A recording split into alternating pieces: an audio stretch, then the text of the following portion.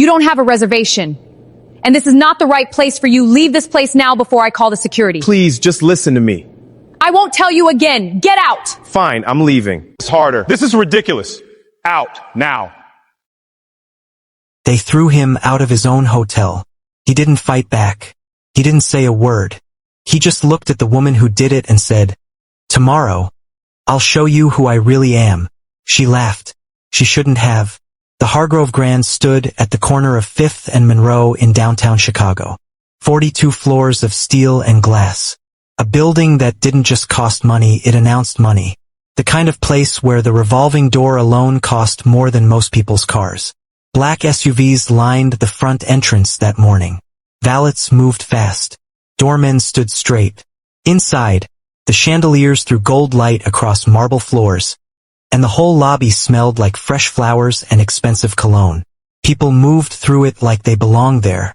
Designer bags, custom suits, shoes that had never touched a sidewalk. And then there was Caden. He walked up to the entrance alone. No car, no bag, just a plain white t-shirt, dark jeans, and clean sneakers that weren't any recognizable brand. His hair was neat. His face was calm. But in this crowd, in front of this building, he looked like a wrong note in a perfect song. People noticed immediately. A woman near the door leaned toward her husband and whispered something. Two guys in blazers looked at him and smirked. A man in a gray suit paused, looked Caden up and down, then kept walking like he hadn't seen anything worth remembering. Caden heard all of it. His face didn't change. He walked through the revolving door like he'd done it 1,000 times. Inside, the morning rush was in full motion. Guests checking in. Staff moving with precision. The restaurant section off the main lobby was already half full. White tablecloths, crystal glasses, a piano playing low in the corner. Caden moved toward it. He found an empty table near the window.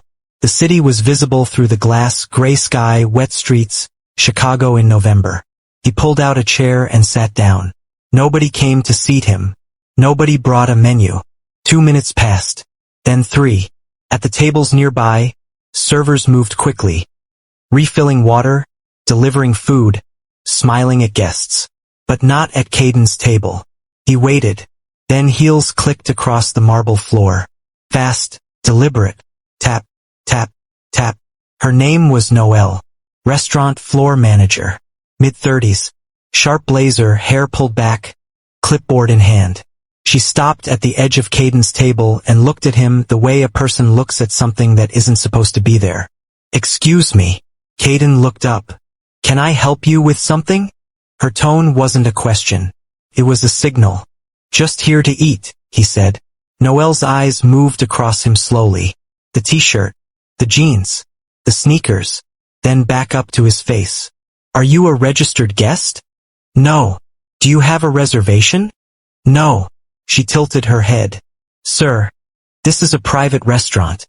Walk-ins are accommodated based on availability and—" She paused just long enough for it to mean something. "Suitability." Caden didn't blink. "I'm suitable." A short silence. Then Noelle smiled, the kind of smile that wasn't warm at all. "I think you might be more comfortable somewhere else. You think I can't afford the menu." She didn't deny it. "I think there are other options in the area better suited to." "To what?" His voice was still quiet. Not aggressive. Just clear. "To people who look like me?" The table next to them had gone silent. A man in a navy blazer was watching. A woman 2 tables down had stopped mid-sip. Noelle straightened. "That's not what I said. It's what you meant." The smile dropped. She turned and gestured to 2 security guards stationed near the entrance. They came over without hesitation. "Please escort this gentleman out." Caden stood slowly. He looked at Noelle. Not with anger. Not with embarrassment. Just a long, steady look that she would remember later and wish she hadn't seen. "You're doing this because of what I'm wearing," he said. "I'm doing this because you don't have a reservation." A beat. "And because this is not the right place for you." Something moved through his eyes. Fast. Like a door opening and closing in the same second. "Okay," he said quietly. The guards walked him out. The lobby watched. Some people looked away. Some didn't. The man in the navy blazer shook his head slowly. The woman mid-sip set her glass down and said nothing. At the front desk, a young woman named Piper had seen everything. She was 24, 6 months into the job, still learning how the hotel worked. She watched Caden get walked to the door and felt something tighten in her chest. She almost said something. She didn't. Outside, Caden stood on the sidewalk for a moment. Cold air. Traffic noise. He looked up at the building, at the glass, at the lights, at his own faint reflection staring back at him. He said it quietly, almost to himself. Tomorrow. He turned to leave. Hey, wait. He stopped. Piper was standing just outside the door. She'd followed him. Her lanyard was still around her neck, her ID badge bouncing against her chest. She looked nervous, like she'd just done something she couldn't undo. I'm sorry, she said. What happened in there? That was wrong. Caden looked at her. You work here? Yeah. She didn't look away. Doesn't mean I agreed with it. A pause. It wasn't your fault, he said. Still felt like it was. He studied her for a second. There was something in her face. Not pity. Not performance. Just genuine discomfort at having witnessed something unjust. What's your name? He asked. Piper. Caden. He nodded once, then walked away. She watched him until he disappeared around the corner. That night, Noelle sat in her office going over the evening numbers. A glass of wine. The spreadsheet. The hum of the HVAC system. She was smiling slightly, replaying the morning in her head. She'd handled it right, kept the environment clean. That was her job, maintaining the standard. The standard. She said it again to herself, quieter.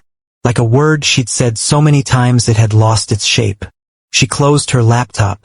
She wasn't thinking about him anymore. She should have been. The next morning arrived cold and fast. The hotel woke up early. Floors polished. Stations prepped. Coffee brewing. At 7 a.m., the senior operations director, a man named Garrett, called an all-staff meeting in the main conference room. We have an ownership visit today. The room shifted. The owner of Hargrove Holdings is coming in for an unannounced walkthrough. Everything needs to be. Who is it? Someone asked. Garrett looked at his notes. Caden Hargrove. The name landed like a drop tray. 3 seconds of complete silence. Then the room exploded into controlled panic. Stations were double-checked. Uniforms straightened. Staff moved through the lobby with purpose. Noelle stood in the center of it all, her clipboard gripped tight, her face doing something complicated. Hargrove. She knew the name. Everyone knew the name. The hotel was named after the family. She'd known that. She just hadn't. The thought didn't finish. At 8:47 a.m., a black car pulled up to the front entrance. The driver stepped out and opened the rear door. Caden Hargrove stepped onto the sidewalk. Black coat, fitted slacks, watch on his wrist that the head doorman immediately recognized. Same face, same calm eyes, completely different context. The front doors opened. Garrett was already there. Mr. Hargrove. Welcome back, sir. Caden nodded. He walked through the lobby slowly, taking everything in. At the restaurant entrance, he stopped. Noelle was standing 20 feet away. She saw him. Her clipboard slipped from her fingers and hit the floor. Nobody moved to pick it up. She didn't move at all. She just stood there. And her face went through 5 different expressions in about 2 seconds. Recognition, confusion, understanding, dread, and finally something that looked like the floor opening beneath her. Piper, standing at the front desk, watched Noelle's face fall and felt the air change in the room. Caden walked toward Noelle. He stopped in front of her. The lobby was quiet now. Not the normal quiet of a functioning hotel, the held-breath quiet of people who know something is about to happen. Good morning, Caden said. Noelle's mouth opened. Nothing came out. He tilted his head slightly. I believe you said I wasn't suited for this place. Her eyes dropped to the floor. Look at me, he said. Not loud, not cruel, just direct. She looked up. Do you want to explain to the staff what happened yesterday? Or should I? The silence stretched. Noelle's throat worked. I made a mistake, she said. Her voice was barely there. You made a judgment, Caden said, based on what I was wearing. And when I told you that directly, you had me removed. Noelle's hands were shaking. Sir, did you do that to me specifically? Or is that how you treat anyone who walks in here who doesn't look wealthy enough? No answer. He waited. I don't know, she finally said. And somehow that was worse than a lie. Caden turned to the staff who had gathered in a loose semicircle around them. Garrett. 3 servers. 2 front desk agents. A kitchen manager. All watching. Whoever you are, whoever walks through that door. He said it to all of them. They get treated the same. I don't care what they're wearing. I don't care what car they came in. I don't care if they came in on foot. He paused. That's not just policy. That's the reason this place exists. No one spoke. He looked back at Noelle. You've been managing this floor for 3 years.